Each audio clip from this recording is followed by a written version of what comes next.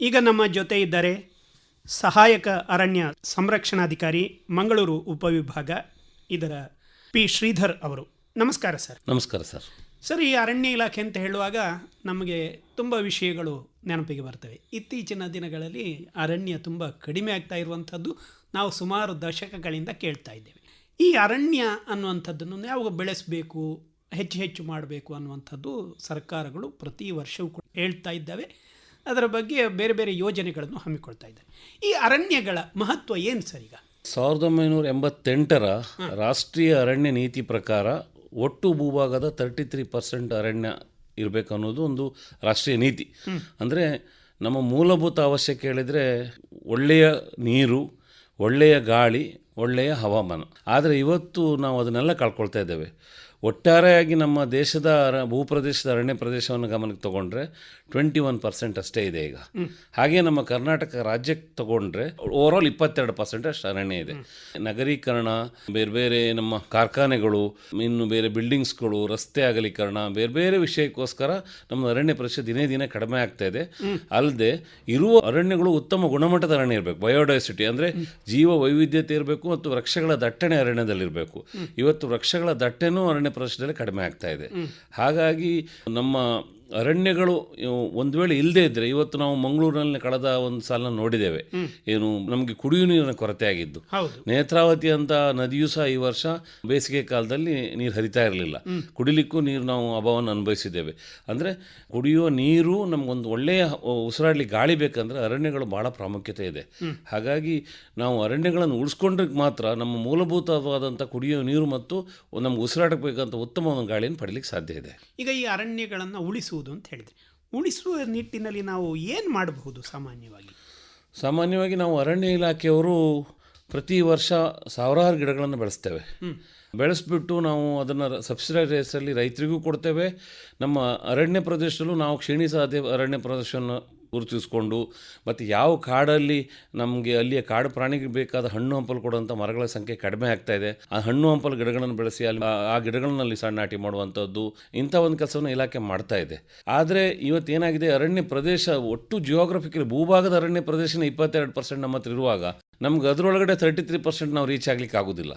ಈ 33% ಗುರಿಯನ್ನು ನಾವು ತಲುಪಬೇಕಾದ್ರೆ ನಾವು ಖಾಸಗಿ ಅಂದರೆ ಪಟ್ಟಾ ಸ್ಥಳ ಇರ್ಬೋದು, ಯಾವುದೇ ಶಾಲೆ ಕಾಲೇಜು ಆವರಣ ಇರ್ಬೋದು, ಸರ್ಕಾರಿ ಸ್ಥಳ ಇರ್ಬೋದು, ದೇವಸ್ಥಾನ ಇರ್ಬೋದು, ಮಸೀದಿ ಇರ್ಬೋದು, ಚರ್ಚ್ ಇರ್ಬೋದು, ಎಲ್ಲೆಲ್ಲಿ ಅಂದರೆ ಸಾರ್ವಜನಿಕ ಸಮುದಾಯ ಸ್ಥಳಗಳಿದ್ದಾವೆ ಅಥವಾ ರೈತರ ಪಟ್ಟಾ ಸ್ಥಳ ಇದೆ, ಅಲ್ಲಿ ನಾವು ಅರಣ್ಯೀಕರಣವನ್ನು ಮಾಡಿದಾಗ ಮಾತ್ರ ನಮಗೇನಿದೆ ಈ ಭೂಭಾಗದ 33% ಏನು ನಮ್ಗೆ ಅರಣ್ಯ ಪ್ರದೇಶ ಬೇಕು ಅದನ್ನು ನಾವು ರೀಚ್ ಆಗ್ಲಿಕ್ಕೆ ಸಾಧ್ಯ ಇದೆ. ಹಾಗಾಗಿ ಸರ್ಕಾರ ಅದಕ್ಕೆ ಹಲವಾರು ಯೋಜನೆಗಳನ್ನು ಹಮ್ಮಿಕೊಳ್ತಾ ಇದೆ. ಈಗ ಒಂದನೇದಾಗಿ ಹೇಳಬೇಕಂದ್ರೆ ಕೃಷಿ ಅರಣ್ಯ ಪ್ರೋತ್ಸಾಹ ಯೋಜನೆ ಅಂತ ಹೇಳಿ. ಕೃಷಿ ಅರಣ್ಯ ಪ್ರೋತ್ಸಾಹ ಯೋಜನೆಯಲ್ಲಿ ನಾವು ಸಸಿಗಳನ್ನು ಬೆಳೆಸಿ ರೈತರಿಗೆ ಸಬ್ಸಿಡಿ ರೇಟಲ್ಲಿ ಕೊಡ್ತೇವೆ. ಈಗ 6x9 ಬ್ಯಾಗ್ ಆದರೆ ₹3, 8x12 ಬ್ಯಾಗ್ ಆದರೆ ₹6 ಕೊಡ್ತೇವೆ. ಅಂದರೆ ಸಾಮಾನ್ಯ ಒಂದು ₹15 ಅಷ್ಟು ಬೆಳೆಸಿದ ಗಿಡವನ್ನು ₹3ಗೆ, ₹25 ಖರ್ಚು ಮಾಡಿ ಬೆಳೆಸಿದ ಗಿಡವನ್ನು ₹6 ಕೊಡ್ತೇವೆ ನಾವು. ಇದನ್ನು 1 ಹೆಕ್ಟರ್ ಅಂದರೆ 2.5 ಎಕರೆಗೆ 400 ಗಿಡವನ್ನು ಕೊಡ್ತೇವೆ ಒಬ್ಬ ರೈತರಿಗೆ. ಅದು ಲಿಮಿಟೇಷನ್ ಏನಿಲ್ಲ. ಸಾಮಾನ್ಯವಾಗಿ ರೈತರು ಏನು ಮಾಡ್ತಾರೆ, ಜೂನಲ್ಲಿ ಬರುವಾಗ ನಮಗೆ 2,000 ಗಿಡ ಕೊಡಿ, 3,000 ಗಿಡ ಕೊಡಿ ಹೇಳ್ತಾರೆ. ಆದರೆ ನಮ್ಗೆ ಒಂದು ಗಿಡವನ್ನು ತಯಾರು ಮಾಡಲಿಕ್ಕೆ 1 ವರ್ಷ ಬೇಕು. ಅವರಿಗೆ ಮುಂದಿನ ವರ್ಷಕ್ಕೆ ಅವ್ರ ಗಿಡ ಬೇಕಾದರೆ ಈ ವರ್ಷನೇ ಹೋಗಿ ಸಂಬಂಧಪಟ್ಟ ವಲಯಾರಣ್ಯ ಕಚೇರಿಯಲ್ಲಿ ನನಗೆ ಈ ಜಾತಿ ಇಷ್ಟಿಷ್ಟು ಗಿಡಗಳು ಬೇಕಂತ ರಿಜಿಸ್ಟ್ರೇಷನ್ ಮಾಡ್ಕೊಳ್ಬೇಕು. ಮಾಡಿಕೊಂಡ್ರೆ ನಮ್ಗೆ ಅದು ಬೆಳೆಸ್ಕೊಡ್ಲಿಕ್ಕೆ ಸಾಧ್ಯತೆ ಇದೆ. ಆದರೆ ಏನು ಮಾಡ್ತಾರೆ, ಇದು ನಾವು ಪ್ರತಿಯೊಂದು ನಮ್ಮ ಗ್ರಾಮಾಣ್ಯ ಸಮಿತಿ ಸಭೆಗಳಲ್ಲಿ, ಇಲಾಖೆಯ ಗ್ರಾಮ ಸಭೆಗಳಲ್ಲಿ ನಾವು ಆ ಬಗ್ಗೆ ಪ್ರಚಾರವನ್ನು ಮಾಡ್ತಾ ಇರ್ತೇವೆ. ಆದರೆ ರೈತರು ಆ ಮಳೆ ಬಿದ್ದ ನಂತರ ಮಾತ್ರ ಸಸಿ ತಗೊಳ್ಳೋಗ್ಲಿಕ್ಕೆ ಬರ್ತಾರೆ. ಅಷ್ಟೇ ಅಲ್ಲ, ನಾವು ಈಗೇನು ಗಿಡ ಕೊಟ್ಟಿರ್ತೇವೆ ಅವರು ಆ ಫಸ್ಟ್ ವರ್ಷ ಸಬ್ಸಿಡಿಯಲ್ಲಿ ಗಿಡ ಮಾತ್ರ ಕೊಡ್ತೇವೆ. ಆ ಮುಂದಿನ ವರ್ಷ 1 ವರ್ಷ ನಂತರ ನಾವು ಅದನ್ನು ಮೌಲ್ಯಮಾಪನ ಮಾಡ್ತೇವೆ. ಎಷ್ಟು ಗಿಡ ಬದುಕಿದ್ದೇವೆ ಅದಕ್ಕೆ ಫಸ್ಟ್ ವರ್ಷ ₹35 ಕೊಡ್ತೇವೆ ಒಂದು ಗಿಡಕ್ಕೆ. ಅದೇ ಗಿಡವನ್ನು 2ನೇ ವರ್ಷ ಮೌಲ್ಯಮಾಪನ ಮಾಡ್ತೇವೆ. ಆ ಪ್ರತಿ ಗಿಡಕ್ಕೆ 2ನೇ ವರ್ಷ ಬದುಕಿದ್ರೆ ₹40 ಕೊಡ್ತೇವೆ. 3ನೇ ವರ್ಷ ಪುನಃ ಮೌಲ್ಯಮಾಪನ ಮಾಡ್ತೇವೆ. ಆ ಗಿಡ ಬದುಕಿದ್ರೆ ₹50. ಅಂದರೆ ಒಂದು ಗಿಡವನ್ನು 3 ವರ್ಷ ರೈತ ಉಳಿಸ್ಕೊಂಡ್ರೆ ₹125 ಅದಕ್ಕೆ ಪೋಷಣೆ ಮಾಡಲಿಕ್ಕೆ ನಾವು ಸರ್ಕಾರದಿಂದ ಅವರ ನೇರವಾಗಿ ಅವರ ಅಕೌಂಟಿಗೆ ಹಣ ಹೋಗುವಂಥ ವ್ಯವಸ್ಥೆ ಮಾಡ್ತೇವೆ. ಅದನ್ನೇ ಕೃಷಿ ಅರಣ್ಯ ಪ್ರೋತ್ಸಾಹ ಯೋಜನೆ ಅಂತೇಳಿ. ಒಬ್ಬ ರೈತರು 1 ಎಕರೆಗೆ 160 ಗಿಡದಂತೆ ಎಷ್ಟು ಎಕರೆ ಬೇಕಾದರೂ ಗಿಡಗಳನ್ನು ಅವರು ಹಾಕ್ಬೋದು. ಅದರ ಹಣ್ಣು ಹಂಪಲು ಗಿಡ ಆದರೆ ಅದರಲ್ಲಿ ಎಕೇಶಿಯಾ ಗಾಳಿ ಅಂದರೆ ನಾವು ಎಕ್ಸೋಟಿಕ್ ಬೇರೆ ದೇಶದಿಂದ ಈ ನೇಲ್ಗಿರಿ ಇರ್ಬೋದು, ಎಕೇಶಿಯಾ ಇರ್ಬೋದು, ಗಾಳಿ ಸಿಲ್ವರ್ ಗಿಡಗಳಿಗೆ ನಾವು ಕೊಡೋದಿಲ್ಲ. ನಾವು ಸ್ಥಳೀಯವಾಗಿ ಬೆಳೆಯುವಂಥ ಹಣ್ಣು ಹಂಪಲು ಗಿಡಗಳು, ಹಲಸು, ಹೆಬ್ಬಲಸು, ನೇರಳೆ, ಪುನರ್ಪುಳಿ, ಆಮೇಲೆ ಮಂತುಳಿ, ಬೇರೆ ಬೇರೆ ಜಾತಿಯ ಹಣ್ಣು ಹಂಪಲು ಗಿಡಗಳು ಯಾವುದನ್ನು ಹಾಕ್ಬೋದು. ಆದರೆ ಇದರಲ್ಲಿ ಒಂದು ಕಂಡೀಷನ್ ಅಂದರೆ ಯಾವುದೇ ಕೃಷಿ ಗಿಡಗಳಿಗೆ ನಾವು ಕೊಡೋದಿಲ್ಲ. ಕೃಷಿ ಗಿಡಗಳಂದ್ರೆ ಅಂದ್ರೆ ಕಸಿ ಕಟ್ಟಿದ ಗಿಡಗಳಿರ್ತದಲ್ಲ, ಆ ಕಸಿ ಗಿಡಗಳಿಗೆ ನಾವು ಕೊಡೋದಿಲ್ಲ. ಯಾಕಂದ್ರೆ ನಮಗೆ ಆಗ್ರೋ ಫಾರೆಸ್ಟ್ ಅಂದ್ರೆ ಅರಣ್ಯ, ಅವರು ರೈತರ ಒಂದು ಜಾಗದ ಬದುಗಳಲ್ಲಿ ಅವರ ಖಾಲಿ ಏನು ಕೃಷಿಯನ್ನು ಮಾಡಿದಂಥ ಸುತ್ತ ಅವರ ಬೇಲಿ ಬದಿಗಳಲ್ಲಿ ಅಂಥ ಗಿಡಗಳಲ್ಲಿ ಅರಣ್ಯೀಕರಣ ಮಾಡುವ ಉದ್ದೇಶಕ್ಕೋಸ್ಕರ ನಾವು ಯಾವುದೇ ಗ್ರಾಫ್ಟೆಡ್ ಅಂದರೆ ಕಸಿ ಕಟ್ಟಿದ ಗಿಡಗಳಿಗೆ ನಾವು ಯಾವುದೇ ಕೃಷಿ ಅರಣ್ಯ ಪ್ರೋತ್ಸಾಹಧನವನ್ನು ಕೊಡೋದಿಲ್ಲ.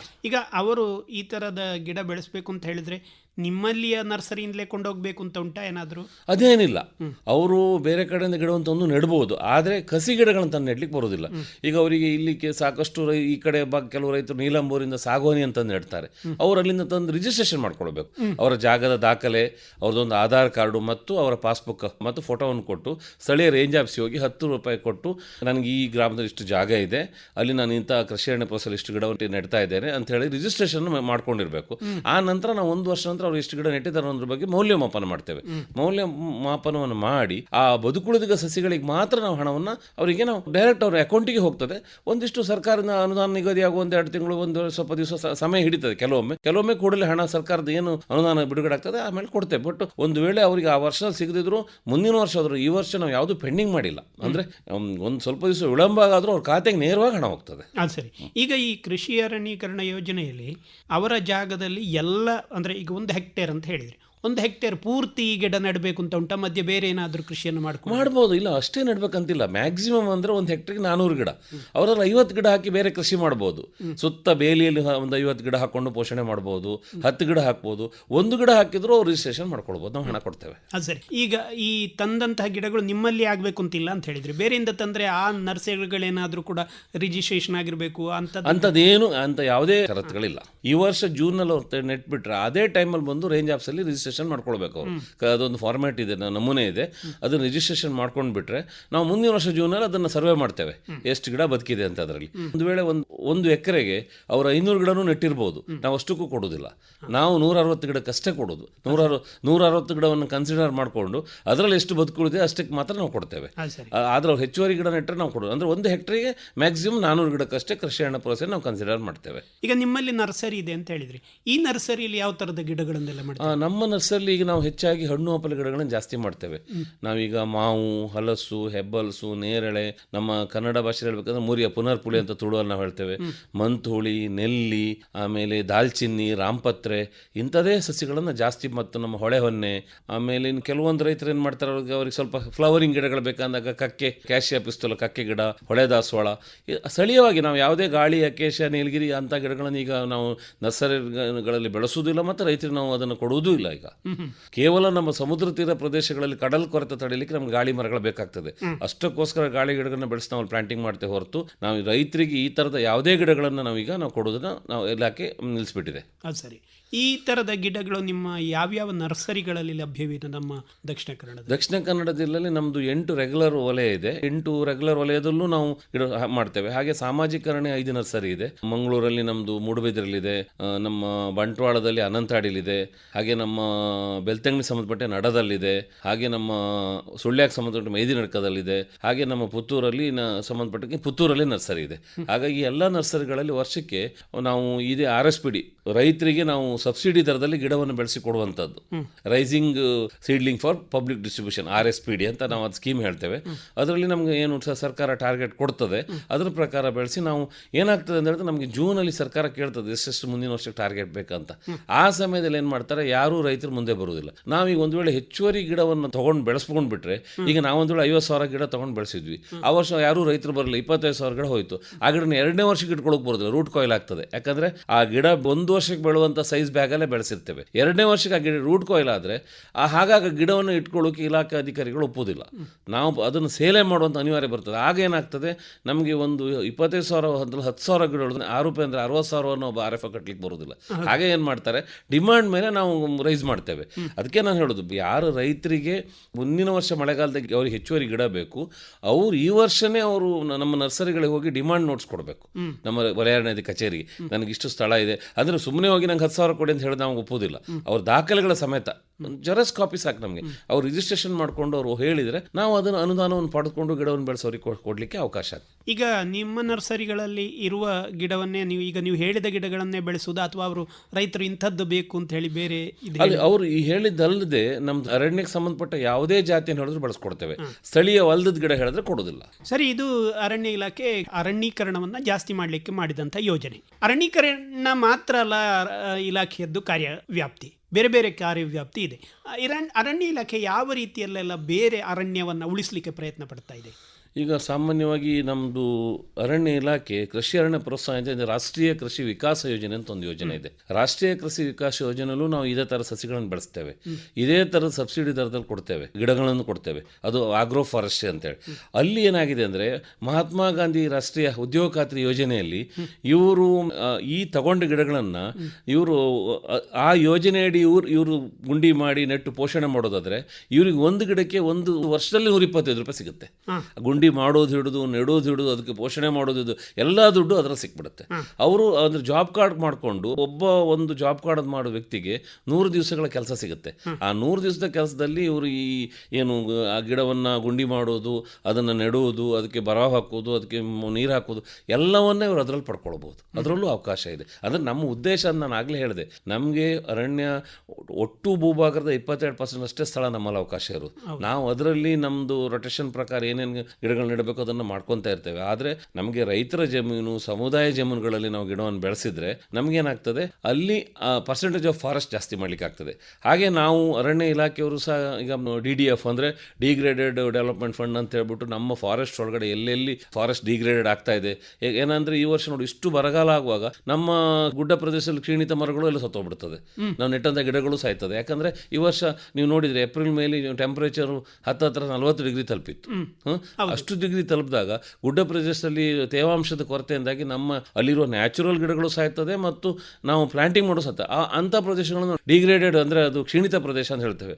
ಅದರಲ್ಲಿ ನಾವು ಪ್ರತಿ ವರ್ಷ ಈ ಹಿಂದೆ ನಾವೇನು ಮಾಡ್ತಿದ್ವಿ, ನಮಗೆ ಇಲ್ಲಿ ತುಂಬ ಡಿಮ್ಯಾಂಡ್ ಇತ್ತು. ಯಾವುದು ಟೈಲ್ ಫ್ಯಾಕ್ಟ್ರಿಗಳಿದ್ದು, ಫಿಶ್ ಫ್ಯಾಕ್ಟ್ರಿಗಳಿದ್ವಿ, ಗ್ಯಾಸ್ ಕನ್ಸಂಪ್ಷನ್ ಕಡಿಮೆ ಇತ್ತು, ಎಲ್ಲ ಹೋಟೆಲ್ಗಳಲ್ಲಿ ಫೈರ್ವುಡ್ ಯೂಸ್ ಮಾಡ್ತಿದ್ರು. ಸಾಮಾನ್ಯ ಒಂದು ದಿನಕ್ಕೆ ಅದು ಅವಿಭಾಜ್ಯ ದಕ್ಷಿಣ ಕನ್ನಡದಲ್ಲಿ 1000 ಲೋಡ್ ಕಟ್ಟಿ ಫೈರ್ವುಡ್ ಬೇಕಿತ್ತು. ಇವತ್ತು ಅದು ಕಡಿಮೆ ಆಗ್ತಾ ಬರ್ತಾ ಇದೆ.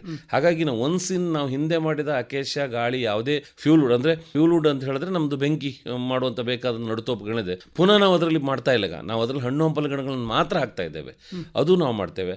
ಆಮೇಲೆ ಅರಣ್ಯ ಪ್ರದೇಶದೊಳಗಡೆ NTFP ನಾನ್ ಟಿಂಬರ್ ಫಾರೆಸ್ಟ್ ಪ್ರೊಡ್ಯೂಸ್ ಅಂದರೆ ಕಿರು ಅರಣ್ಯ ಉತ್ಪನ್ನ, ನಮಗೆ ರಾಮಪತ್ರೆ ಇರ್ಬೋದು, ದಾಲ್ಚಿನ್ನಿ ಇರ್ಬೋದು, ಹಾಲ್ಮಡ್ಡಿ ಇರ್ಬೋದು, ಇಂಥ ಮರಗಿಡಗಳನ್ನು ಹಾಕಿ ನಾವು ಅಂದರೆ ವೃಕ್ಷದ ಟೆಣ್ಣನ್ನು ಜಾಸ್ತಿ ಮಾಡುವಂಥದ್ದು. ಅಂದರೆ ವೃಕ್ಷಗಳಲ್ಲಿ 2 ಥರದ ವೃಕ್ಷಗಳಿವೆ. ಒಂದು ನೆರಳಿನ ಅಡಿ ಬೆಳೆಯುವಂಥದ್ದು, ಇನ್ನೊಂದು ಬಿಸಿಲನ್ನು ಅಪೇಕ್ಷಿಸಿ ಬೆಳೆಯುವಂಥ, ಅಂದರೆ ಶೇಡ್ ಬೇರರ್ ಮತ್ತು ಲೈಟ್ ಡಿಮಾಂಡರ್ ಅಂತ. ಅದನ್ನು ನಾವು ನೋಡಿಕೊಂಡು ಈ ಕೆಲವೊಮ್ಮೆ ಸಾಮಾನ್ಯ ಸಾರ್ವಜನಿಕರು ಹೇಳ್ತಾರೆ ಅರಣ್ಯ ಇಲಾಖೆಯವರು ಮರದ ಅಡಿಯಲ್ಲಿ, ಅದು ಕೆಲವು ಗಿಡಗಳಿಗೆ ನಾವು ಮರದ ಅಡಿಯಲ್ಲಿ ಗ್ಯಾಪ್ ನೋಡಿ ನೆಡ್ತೇವೆ, ಯಾಕಂದರೆ ಅದಕ್ಕೆ ಶೇಡ್ ಬೇಕು. ನೇರವಾಗಿ ನಾವು ಓಪನ್ ಬಿಸಿಲಿ ಹಾಕಿದ್ರೆ ಬರುವುದಿಲ್ಲ. ಅಂಥ ಪ್ರದೇಶಗಳಲ್ಲಿ ನಾವೇನು ಮಾಡ್ತೇವೆ, ಈ ಹಣ್ಣು ಹಂಪಲು ಗಿಡಗಳನ್ನ ಜಾಸ್ತಿ ಆಗ್ತವೆ. ಪುನರ್ಪುಳಿ ಇರ್ಬೋದು, ರಾಮಪತ್ರೆ ಇರ್ಬೋದು, ನಮ್ಮದು ಕುಳುರ್ ಮಾವು ಅಂತ ಅದು ನಮ್ಮ ಕಾಡೋತ್ಪನ್ನ, ಅಂಥ ಗಿಡಗಳನ್ನು, ಮತ್ತೀಗ ಕೋಳಿ ಜುಟ್ಟು ಅಂತ ಗಿಡಗಳು ಬರ್ತವೆ, ಅಂಥ ಗಿಡಗಳನ್ನು ಹೊಳೆ ಸೈಡ್ಗಳಲ್ಲಿ ಆ ಥರ ನಾವು ಸ್ಥಳವನ್ನು ಆಯ್ಕೆ ಮಾಡಿಕೊಂಡು ನಾವು ಇಲಾಖೆ ವತಿಯಿಂದ ಒಂದಿಷ್ಟು ಪ್ರತಿ ವರ್ಷ ಒಂದೊಂದು ರೇಂಜಲ್ಲಿ ಒಂದು 20,000-30,000 ಗಿಡಗಳನ್ನು ಪ್ಲಾಂಟಿಂಗ್ ಮಾಡ್ತಾ ಇರ್ತೇವೆ. ಅದರ ಉತ್ಪನ್ನಗಳನ್ನು ಯಾವ ಥರ ನೀವು? ಅದು ಉತ್ಪನ್ನ ಅಂತ ಹೇಳಿದ್ರೆ ಈಗ ಅಲ್ಲಿ ನಾವು ಗ್ರಾಮ ಅರಣ್ಯ ಸಮಿತಿಗಳನ್ನು ಮಾಡಿದ್ದೇವೆ. ಈ ಸಮಿತಿಗಳು ಆ ಉತ್ಪನ್ನಗಳನ್ನು ಹೊರಗಡೆ ಯಾರು ಕಳ್ತನ ಹೋಗ್ದಂಗೆ ರಕ್ಷಣೆ ಮಾಡಿಕೊಂಡು ಸಮಿತಿಗಳು ಕಾರ್ಯಚಟುವಟಿಕೆಯಲ್ಲಿದ್ದರೆ ಆ ಸಮಿತಿ ಇವತ್ತಿಂದ ಸೇಲ್ ಮಾಡಿದರೆ 10% ಸರ್ಕಾರ ಕಟ್ಟಿದ್ರೆ ಸಾಕು, 90% ಸಮಿತಿಗೆ ಕೊಡ್ತೇವೆ. ಆ ಸಮಿತಿ ಸಿಕ್ಕಿದ 90%ಅಲ್ಲಿ 50-50 ಅಂದರೆ 50% ಅವನು ಪುನಃ ಅವರ ಅರಣ್ಯ ಅಭಿವೃದ್ಧಿಗೆ ಉಪಯೋಗಿಸಬೇಕು. ಅಂದರೆ ಅರಣ್ಯದೊಳಗಡೆ ಪ್ಲಾಂಟಿಂಗ್ ಮಾಡಲಿಕ್ಕೆ ಅಥವಾ ಅರಣ್ಯ ಬೌಂಡ್ರಿಯನ್ನು ಸಂರಕ್ಷಣೆ ಮಾಡಲಿಕ್ಕೆ, ಕಾಡು ಪ್ರಾಣಿಗಳಿಗೆ ಏನಾದರೂ ನೀರು ಕುಡಿಲಿಕ್ಕೆ ಕೆರೆ ಗೀರೆ ಮಾಡುವಂಥದ್ದು ಮಾಡಬೇಕು. ಇನ್ನು 50% ಅವ್ರು ಗ್ರಾಮಾಭಿವೃದ್ಧಿಗೆ ಉಪಯೋಗಿಸ್ಕೊಬಹುದು. ಗ್ರಾಮಾರಣ್ಯ ಸಮಿತಿ ಮುಖಾಂತರ ಅವ್ರ ಗ್ರಾಮಕ್ಕೆ ಏನೋ ಒಂದು ರಸ್ತೆ ಬೇಕು, ಇಲ್ಲ ಅವ್ರ ಸ್ಕೂಲಿಗೆ ಒಂದು ಟಾಯ್ಲೆಟ್ ಬೇಕು, ಅಥವಾ ಅವ್ರ ಸ್ಕೂಲಿಗೆ ಒಂದು ಬಾವಿ ಬೇಕು, ಅದಕ್ಕೆ ಉಪಯೋಗಿಸ್ಕೊಳ್ಳಿಕ್ಕೂ ಅವಕಾಶ ಇದೆ. ಹಾಗಿದ್ರೆ ಆ ಜಾಗ ಮಾತ್ರ ನಿಮ್ಮ ಅರಣ್ಯ ಇಲಾಖೆಗೆ ಸಂಬಂಧಪಟ್ಟದ್ದು, ನಿರ್ವಹಣೆ ಈ ಸಮಿತಿಗಳು? ಹೌದೌದು. ಅಂದರೆ ನಮ್ಮ ಗ್ರಾಮಾರಣ್ಯ ಸಮಿತಿಗಳನ್ನು ನಮ್ಮ ರಾಷ್ಟ್ರೀಯ ನ್ಯಾಷನಲ್ ಪಾಲಿಸಿ ಮೇಲೆ ಪಾಲಿಸಿದರೆ ಪಾಲು ಅನ್ನೋ ಒಂದು ಯೋಜನೆ ಅಡಿ ತಂದಿದ್ದಾರೆ. ಆ ಯೋಜನೆ ಅಂತ ಹೇಳಿದ್ರೆ ಎಲ್ಲಿ ಯಾವ ಒಂದು ಗ್ರಾಮದಲ್ಲಿ ಗ್ರಾಮಾರಣ್ಯ ಸಮಿತಿಯನ್ನು ರಚನೆ ಮಾಡಿಕೊಂಡು ಅವರು ಅಲ್ಲಿರುವ ಅರಣ್ಯ ಪ್ರದೇಶವನ್ನು ಸಂರಕ್ಷಣೆ ಮಾಡ್ತಾರೆ. ಬೆಂಕಿಯಿಂದಿರ್ಬೋದು, ಅಥವಾ ಅತಿಕ್ರಮಣ ಮಾಡುವವರಿಂದಿರ್ಬೋದು, ಅಥವಾ ಕಳ್ಳ ಬೇಟೆಗಾರರಿಂದಿರ್ಬೋದು, ಅಥವಾ ಕಳ್ಳತನದಿಂದ ಮರಗಳನ್ನು ಕಡ್ಕೊಂಡು ಹೋಗೋರಿಂದಿರ್ಬೋದು, ಅವರು ಇವರೆಲ್ಲರಿಂದ ಅವ್ರ ಗ್ರಾಮದವರು ಅಲ್ಲಿಯ ಇಲಾಖೆಯ ನಮ್ಮ ರಕ್ಷಕರ ಜೊತೆ ಇವರು ಸೇರಿಕೊಂಡು ಯಾರು ಪ್ರೊಟೆಕ್ಷನ್ ಮಾಡ್ತಾರೆ ಅಂಥವರು ಅಲ್ಲಿ ಅರಣ್ಯದಿಂದ ಏನೆಲ್ಲ ಪಾಲು ಬರುತ್ತೆ ಎಲ್ಲದರಲ್ಲೂ ಪಾಲಿದೆ. ಈಗ ಕಿರು ಅರಣ್ಯ ಉತ್ಪನ್ನ 90% ಇದೆ. ಈ ಸಮಿತಿಯವರೇ ಸೇರಿ ಅವ್ರ ದುಡ್ಡಲ್ಲಿ ಅವ್ರು ನೋಡುತೋಪು ಮಾಡ್ಕೊಂಡ್ರೆ ಅದರಲ್ಲಿ ಅವ್ರಿಗೆ 75% ಪಾಲಿದೆ. ಹಳೆ ನೋಡುತೋಪನ್ನು ಸಂರಕ್ಷಣೆ ಮಾಡಿ ಅದು ಕಟಾವಾದ ಬಂದ ಆದಾಯದಲ್ಲಿ ಅದರಲ್ಲಿ 50% ಪಾಲಿದೆ. ಹಾಗೆ ನಿಮ್ಮ ಹಳೆ ಮರಗಳನ್ನು ಎಕ್ಸ್ಟ್ರಾಕ್ಟ್ ಮಾಡಿದ್ರೆ ಅಲ್ಲಿ ಸತ್ತ ಮರಗಳನ್ನು ತೆಗೆದು ಅದನ್ನ ಡಿಪೋಸ್ ಸೇಲ್ ಮಾಡಿ ಅದರಲ್ಲಿ 75% ಪಾಲನ್ನು ಸಮಿತಿ ಕೊಡ್ತೇವೆ. ಇದಲ್ಲದೆ ಬೇರೆ ಯಾವುದಾದ್ರೂ ಕೂಡ ರೈತರಿಗೆ ಅಥವಾ ಸಾರ್ವಜನಿಕರಿಗೆ ಉಪಯೋಗ ಆಗುವ ಯೋಜನೆಗಳಿದ್ದಾವ? ಹೌದು, ಈಗ ನೋಡಿ ನಮ್ಮ ವನ್ಯಪ್ರಾಣಿಗಳ ಒಂದು ವೇಳೆ ಹಾವಳಿ ಇರುವ ಜಾಗದಲ್ಲಿ ರೈತರೇನವರು ಅವ್ರ ಜಾಗಕ್ಕೆ ಬೇಲಿ ಹಾಕೊಳ್ಳೋದಿದ್ರೆ ಸೋಲಾರ್ ಬೇಲಿ 50% ಹಣ ನಾವೇ ಇಲಾಖೆಯನ್ನು ಕೊಡ್ತೇವೆ. ಅವ್ರು 50% ಬೇಲಿ ಹಾಕಿದ್ರೆ ಆಯಿತು. ಆಮೇಲೆ ಎಲ್ಲೆಲ್ಲಿ ಕಾಡು ಪ್ರಾಣಿ ಹಾವಳಿ ಇದೆ ಅಲ್ಲಿ ನಾವು ಈಗ ಬೆಳ್ತಂಗಡಿ, ಉಪ್ಪಿನಂಗಡಿ ಇರ್ಬೋದು, ಸುಳ್ಯ ಇರ್ಬೋದು, ಪಂಜ ಇರ್ಬೋದು, ಸುಬ್ರಹ್ಮಣ್ಯ ಇರ್ಬೋದು, ಅಲ್ಲೆಲ್ಲವೂ ನಾವು ಟೆಂಟಿಕಲ್ ಫೆನ್ಸಿಂಗ್ ಅಂತೇಳಿ ಅದೊಂದು ಸೋಲಾರ್ ಲೈಟಿಂದ ಎಲೆಕ್ಟ್ರಿಕಲ್ ಇದಾದಾಗ ಆನೆಗಳು ರೈತರ ಜಮೀನು ಮತ್ತು ಟೆಂಟಿಕಲ್ ಫೆನ್ಸಿಂಗ್ ಲಾಸ್ಟ್ ಇಯರ್ ಒಂದು 6 ಕಿಲೋಮೀಟರ್ ಮಾಡಿದ್ದೇವೆ. ಈ ವರ್ಷ ಮಾಡ್ತಾ ಇದ್ದೇವೆ ನಮ್ಮ ವಿಭಾಗದಿಂದ. ಹಾಗೆ ನಾವು EPT ಅಂತ ಎಲಿಫೆಂಟ್ ಪ್ರೂಫ್ ಟಂಚ್ಗಳನ್ನು ಮಾಡ್ತೇವೆ. ಎಲ್ಲೆಲ್ಲಿ ಕಾಡು ಪ್ರದೇಶ ಒಳಗಡೆ ಕೆರೆಗಳಿದೆ ಅದ್ರ ಹೂಳೆತ್ಬಿಟ್ಟು ಆನೆಗಳಿಗಿರ್ಬೋದು, ಕಾಡು ಪ್ರಾಣಿ ಕುಡಿಲಿಕ್ಕೆ ನೀರಿನ ವ್ಯವಸ್ಥೆಯನ್ನು ಮಾಡಿದ್ದೇವೆ. ಇದೆಲ್ಲ ಕಾಡಿನಲ್ಲಿ ಮಾಡೋದ್ರಿಂದ ಕಾಡಿಗಷ್ಟೇ ಲಾಭ ಆಗೋದಿಲ್ಲ. ಎಲ್ಲಿ ವಾಟರ್ ಹೋಲ್ಸ್ಗಳನ್ನು ಕಾಡಲ್ಲಿ ನಾವು ಮಾಡಿ ಈ ಬಿದ್ದ ಮಳೆನ ಹಿಂಗಂಗೆ ಮಾಡ್ತೇವೆ ಅದು ಕೆಳಗಡೆ ಹಳ್ಳಿಗಳಿಗೆ ಮುಂದೆ ಲಾಭ ಆಗ್ತದೆ. ಇವತ್ತು ಕಾಡಿನ ಪ್ರದೇಶದಲ್ಲಿ ಮಳೆ ಬಂದು ನೀರು ಹಿಂಗಿದ್ರೆ ಮಾತ್ರ ಕಾಡಿನಿಂದ ಹರಿಯೋ ಜರಿ ತೊರೆಗಳೆಲ್ಲ ಹರಿದ್ರೆ ನದಿಗಳಿಗೆ ಸೇರ್ತದೆ. ಆ ನದಿಗಳಿಗೆ ಹರಿದ್ರೆ ಮಾತ್ರ ನಮಗೆ ಶುದ್ಧವಾದ ಕುಡಿಯೋ ನೀರು ವೈಶಾಖದಲ್ಲೂ ಸಿಗುವಂತ ಆಗೋದಕ್ಕೆ ಅದು ಅವಕಾಶ ಇದೆ. ಈಗ ಮೊದಲೆಲ್ಲ ಏನಾಗ್ತಿತ್ತು ಅಂತ ಹೇಳಿದ್ರೆ ಕೆಲವು ಗಿಡಗಳನ್ನೆಲ್ಲ ಬೆಳೆಸಬಾರ್ದು ಅನ್ನುವಂಥ ಒಂದು ಇದಿತ್ತು. ಉದಾಹರಣೆಗೆ ಶ್ರೀಗಂಧದಂತಹ ಗಿಡಗಳನ್ನು. ಈಗ ಅದಕ್ಕೆ ಕೂಡ ಪ್ರೋತ್ಸಾಹ ಕೊಡ್ತಾ ಇದೆ ಅರಣ್ಯ ಇಲಾಖೆಯ ವತಿಯಿಂದ ಅಂತ. ಈಗ ಶ್ರೀಗಂಧವನ್ನು ಮೊದಲು ಅದನ್ನು ಸರ್ಕಾರಿ ಮರ ಅಂತ ಅನೌನ್ಸ್ ಮಾಡಿದ್ರು. ಈಗ ಆ ಒಂದು ರಿಸ್ಟ್ರಿಕ್ಷನ್ ತೆಗೆದಿದ್ದಾರೆ. ಶ್ರೀಗಂಧ ಮರವನ್ನು ನೀವು ನಿಮ್ಮ ತೋಟದಲ್ಲೂ ಅಥವಾ ಎಲ್ಲೂ ನಿಮಗೆ ಅವಕಾಶದಲ್ಲಿ ಬೆಳಿಬೋದು. ಆದರೆ ಬೆಳೆದು ಅದೊಂದು ಮೆಚೂರ್ಡ್ ಆದ ನಂತರ ನೀವು ನೇರವಾಗಿ ಇವರಿಗೆ ನಮ್ಮ ಮೈಸೂರು ಸೇಲ್ಸ್ ಆ್ಯಂಡ್ ಡಿಸ್ಟೆನ್ಸಿ ಮಾರಾಟವನ್ನು ಮಾಡ್ಬೋದು. ನೀವೇ ಶ್ರೀಗಂಧ ಕೋಟೆಗೆ ನೇರವಾಗಿ ಅಂದ್ರೆ ತಗೊಂಡೋಗಿ ಅವರಿಗೆ ನೀವು ಪತ್ರ ಬರ್ಕೊಂಡ್ರೆ ಅವರೇ ಬಂದು ಕಡಿದು ತಗೊಂಡೋಗ್ಬಿಟ್ಟು ಮತ್ತೆ ನಿಮಗೆ ಅದರಲ್ಲಿ ಅದು ಹರಾಜು ಮಾಡಿ ಆ ಹರಾಜಿನಿಂದ ಏನು ಅಮೌಂಟ್ ಬರುತ್ತೆ 90% ಆ ಅಮೌಂಟನ್ನು ಅವರೇ ಕೊಡ್ತಾರೆ. 10% ಸೂಪರ್ವೈಸರ್ ಚಾರ್ಜ್ ಕೊಡಿ. ಇವನ್ ಇಲಾಖೆಗೆ ನಾವು ಬರ್ಕೊಂಡ್ರು ನಾವೇ ತೆಗೆದುಬಿಟ್ಟು ನಿಮಗೆ ಹರಾಜು ಮಾಡಿ ಅದರಿಂದ ಏನು ಹಣ ಬರುತ್ತೆ ಅದು ಕೊಡ್ತೇವೆ. ಆದರೆ ಶ್ರೀಗಂಧವನ್ನು ಸ್ವಲ್ಪ ನಮ್ಮ ಕಣ್ಣಿಗೆ ಕಾಣುವ ರೀತಿಯಲ್ಲಿ ಹಾಕ್ಕೊಂಡ್ರೆ ಒಳ್ಳೇದು. ಯಾಕಂದ್ರೆ ಸ್ವಲ್ಪ ಅದಕ್ಕೆ ಒಂದು ಮೆಚೂರ್ಡ್ ಆಗುವಾಗ ಕಳ್ಳತನದ ಹಾವಳಿ ಇದೆ, ಇಲ್ಲ ಅಂತ ನಾವು ಹೇಳ್ತಾ ಇಲ್ಲ. ಆದರೆ ಇವತ್ತು ನೋಡಿ 1 kg ಶ್ರೀಗಂಧ ಮಾರ್ಕೆಟಲ್ಲಿ ಒಳ್ಳೆ ಶ್ರೀಗಂಧ ತಗೊಳ್ಬೇಕಾದ್ರೆ ಒಂದು ಉತ್ತಮವಾದ ಮೊತ್ತ ಇದೆ. ಯಾಕಂದರೆ ಈ ಮೊತ್ತವನ್ನು ಹೇಳಿದ್ರು ಜನ ಅದಕ್ಕೊಂದು ಕಳ್ಳತನ ಜಾಸ್ತಿ ಆಗ್ತದೆ. ಹೌದು. ಹಾಗಾಗಿ ಮತ್ತೆ ನೋಡಿ ಎಲ್ಲದಕ್ಕಿಂತಾಗಿ ನಮ್ಮ ಮನೆಯಲ್ಲಿ ಒಂದು ಔಷಧೀಯ ಗುಣವುಳ್ಳ ಶ್ರೀಗಂಧವನ್ನು ಉಪಯೋಗಿಸ್ಕೊಂತದ್ದು ನಮ್ಮ ಹತ್ರ ಇಲ್ಲ ಅಂತ ಪರಿಸ್ಥಿತಿ. ಯಾಕಂದರೆ ಇದು ನಮ್ಮದು ಶ್ರೀಗಂಧ ಬೆಳೆಯುವಂಥದ್ದು. ನಾವೀಗ ಶ್ರೀಗಂಧಕ್ಕೂ ಕೃಷಿ ಹಣ ಪ್ರೋತ್ಸಾಹ ನಡಿ ಒಂದು ಗಿಡಕ್ಕೆ 3 ವರ್ಷಕ್ಕೆ 125 ರೂಪಾಯಿ ಹಣವನ್ನು ಕೊಡ್ತೇವೆ. ಹಾಗೆ ಆ 125 ರೂಪಾಯಿ ಹಣವನ್ನು ಅಲ್ಲದೆ ಇವರು ನರೇಗಾದಲ್ಲಿ ಇವರು ಉದ್ಯೋಗ ಒಂದು ಜಾಬ್ ಕಾರ್ಡನ್ನು ತೊಗೊಂಡ್ರೆ ಪುನಃ ಪ್ರತಿ ವರ್ಷವೂ 125 ರೂಪಾಯಿ ಗಿಡವನ್ನು ಬೆಳೆಸಲಿಕ್ಕೂ ಅದಕ್ಕೆ ಸಾಯಿಲ್ ವರ್ಕ್ ಮಾಡ್ಲಿಕ್ಕೆ ಇರ್ಬೋದು, ವಾಟರ್ ಹಾಕ್ಲಿಕ್ಕೆ ಇರ್ಬೋದು, ಅದನ್ನು ಹಣವನ್ನು ಪಡ್ಕೊಳ್ಬೋದು ಅಂತ ಹೇಳಿದರೆ ಈ ಕೃಷಿ ಅರಣ್ಯ ಯೋಜನೆ ಅನ್ನುವಂಥದ್ದು ಸ್ವಲ್ಪ ವ್ಯಾಪ್ತಿ ತುಂಬಾ ದೊಡ್ಡದಾಗಿದೆ. ಹೌದೌದು.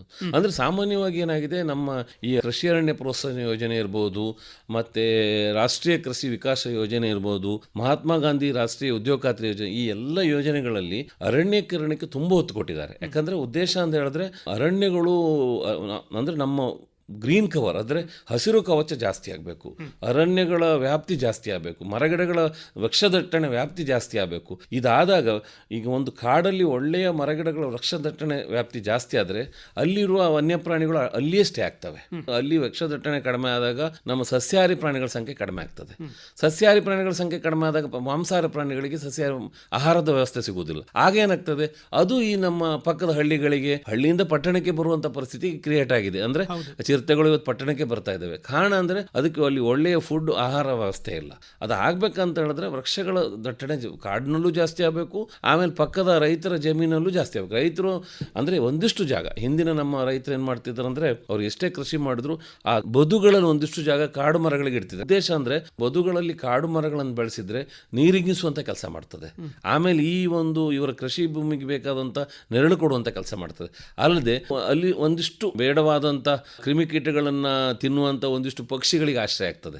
ಈಗ ರೈತರ ಜಮೀನಿಗೆ ಸಾಕಷ್ಟು ಒಳ್ಳೆಯ ಕ್ರಿಮಿಕೀಟಗಳು ಒಂದು ಉಪಕಾರನೂ ಇದ್ದ ಹಾಗೆ ನಾಶ ಮಾಡುವಂಥದ್ದು ಕ್ರಿಮಿಕೀಟಗಳು ಇದ್ದಾವೆ.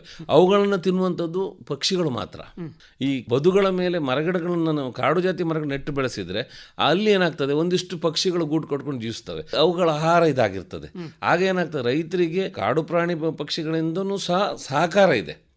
ಹೌದು. ಈಗ ಅರಣ್ಯ ಇಲಾಖೆಯ ಕಾರ್ಯಕ್ರಮಗಳ ಬಗ್ಗೆ ಮಾತಾಡಿದ್ರೆ ಒಂದು ಅರಣ್ಯೀಕರಣ ಅನ್ನುವಂಥದ್ದು ಒಂದು ಕಾರ್ಯಕ್ರಮ, ಜೊತೆಗೆ ಅದರ ಸಂರಕ್ಷಣೆ ಕೂಡ ಮುಖ್ಯ ಆಗಿಬಿಡ್ತದೆ. ಸಂರಕ್ಷಣೆಯ ನಿಟ್ಟಿನಲ್ಲಿ ನೀವು ಏನು ಮಾಡ್ತಾ ಇದ್ದೀರಿ? ಸಂರಕ್ಷಣೆ ಅಂತ ಹೇಳಿದ್ರೆ ಈಗ ನೋಡಿ, ನಾವು ಈ ರೈತರಿಗೆ ಏನು ನಾವು ಕೃಷಿ ಅರಣ್ಯ ಪ್ರೋತ್ಸಾಹ ಯೋಜನೆ ನಾವು ಹೇಳಿದ್ದೇವೆ, ಅದರಲ್ಲಿ ಕೆಲವಷ್ಟು ಜಾತಿ ಮರಗಳಿಗೆ ಅವರು ನಮ್ಮ ಸಾಮಾನ್ಯ ಜನ ಈಗೆಲ್ಲ ನೆಡ್ಲಿಕ್ಕೆ ಹೇಳ್ತಾರೆ, ಮತ್ತೆ ಮರ ಕಡಿಲಿಕ್ಕೆ ಹೋದಾಗ ಅರಣ್ಯ ಇಲಾಖೆ ತೊಂದರೆ ಕೊಡ್ತಾರಂತ ಬಹಳ ಜನರ ಭಾವನೆಯಲ್ಲಿ ಇದೆ. ನಿಜವಾಗ್ಲೂ ಯಾವುದೇ ಮರ ಕಡಿಲಿಕ್ಕೆ ತೊಂದರೆ ಇಲ್ಲ.